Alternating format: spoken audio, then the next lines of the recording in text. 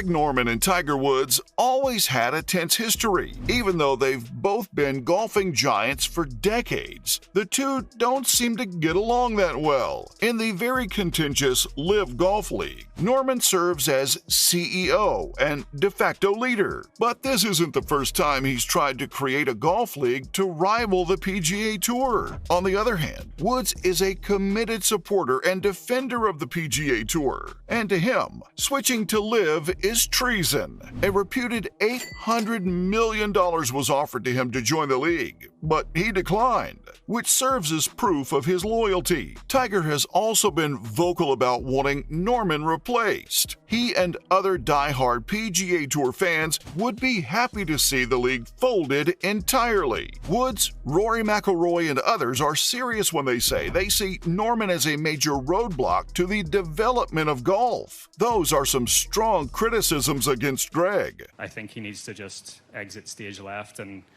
he's made his mark, but I think now is the right time to... But also begs the question, why? Well, the two were never on good enough terms to ever bond in the first place. Yeah, you heard that right. The two have not gotten along well since nearly the day Tiger Woods turned pro in 1996. And Greg Norman even publicly stated that Woods wasn't good enough to be selected for the President's Cup in 2011. He said that he's too familiar with Tiger Woods as a golfer and his accomplishments in the game.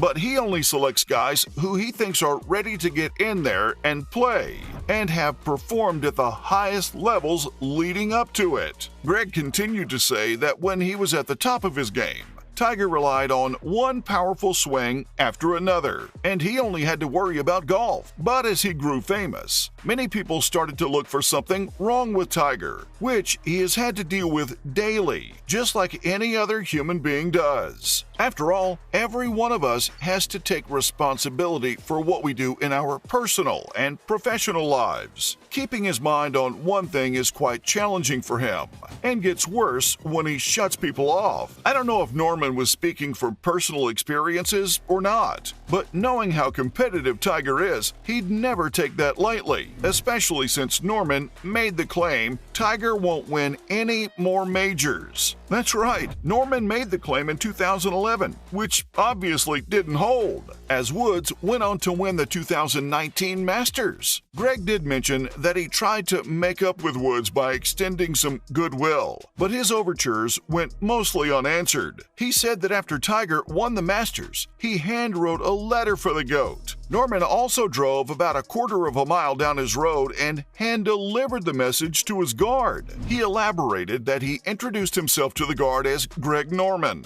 and told him to personally deliver the letter to Tiger, but Norman never received a reply from the GOAT. He then went on to say that maybe Tiger just doesn't like him and that he simply doesn't know and has never discussed it with him. But now that Norman has become the CEO of LIV Golf, their dispute has gained even more momentum. Tiger publicly called out Greg and said that he needs to leave LIV and that he was the biggest roadblock in golf's growth. Ouch! Woods' comments weren't all that shocking though. He has won 82 PGA Tour events and has been an unwavering advocate for the tour throughout his spat with LIV Golf. But there was something more at play when he demanded that Greg Norman, CEO of the Saudi-backed league, step down. According to him, that was the only prerequisite before any negotiations could begin between the feuding parties. After all, Woods and Norman have been friends for a long time. Tiger Woods surpassed Greg Norman to become the world's best player in 1997. For a long time, Woods worked with Norman's former teacher, Butch Harmon. One of Norman's former caddies, Steve Williams, had a long and fruitful career with Woods. The two are also neighbors on Jupiter Island.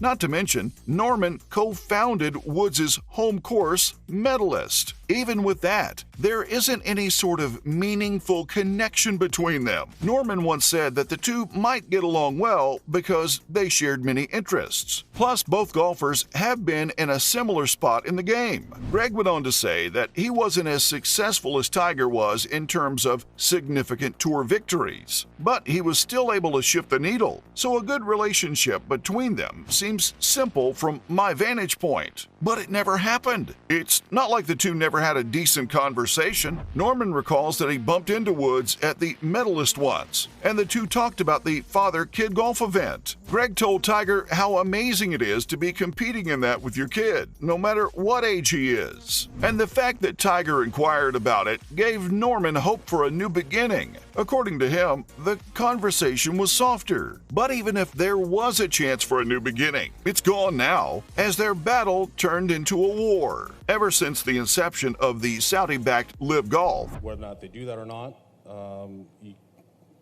there's no willingness to negotiate if you have a litigation against you. the golfing world as we know it has been divided, and Greg and Tiger once again stand against each other. Even though his playing future is unclear after yet another illness, Tiger's thoughts on how to end the dispute between the PGA Tour and LIV Golf are crystal clear. Woods has called for the resignation of Greg Norman before any meaningful conversations can be initiated amid warring litigation. Woods made the comments from the Bahamas, where he was hosting the Hero World Challenge. He said that Greg has to go first of all, and then there is obviously litigation against them. In that case, the two parties can have a conversation. The four-time major champion Rory McIlroy also made headlines when he urged Greg Norman to exit the stage, and Woods doubled down on it. The GOAT was repeatedly asked whether the two competing circuits could coexist peacefully in the long run, and he reiterated his previous statement. Woods said, "Not right now, as it is." He continued to explain that the two can't coexist with LIV's current leadership, not with Greg there, and his animosity toward the PGA Tour itself. Woods went on to say that both he and Rory agree that Greg needs to leave the building, and then the two leagues can find solutions to whatever problems they have. But Greg wasn't having any of it. He fired back at Woods and McIlroy by saying they have never bothered to comprehend what LIV Golf is trying to give them. He said that they have never taken the time to sit down and figure out what the business tool is and what it can do for them. Greg further revealed that they haven't even sat down with him or any of the executives. The Australian went on to say, "Don't comment on what you don't see." But it didn't stop there. Greg had a strong message for Woods. He said on Fox News One Nation with Brian Kilmeade that he thinks, it's sad for Tiger. Norman continued to say that it's clear that Woods doesn't decide what we do with LIV, and his being in charge is proof of that. According to Norman, Tiger might be using the PGA Tour as a tool to try and stir up trouble within LIV, or get them to do it. The Australian went so far as to call him the PGA's mouthpiece, who doesn't know facts. With that said, that's all on why Tiger Woods hates Greg Norman.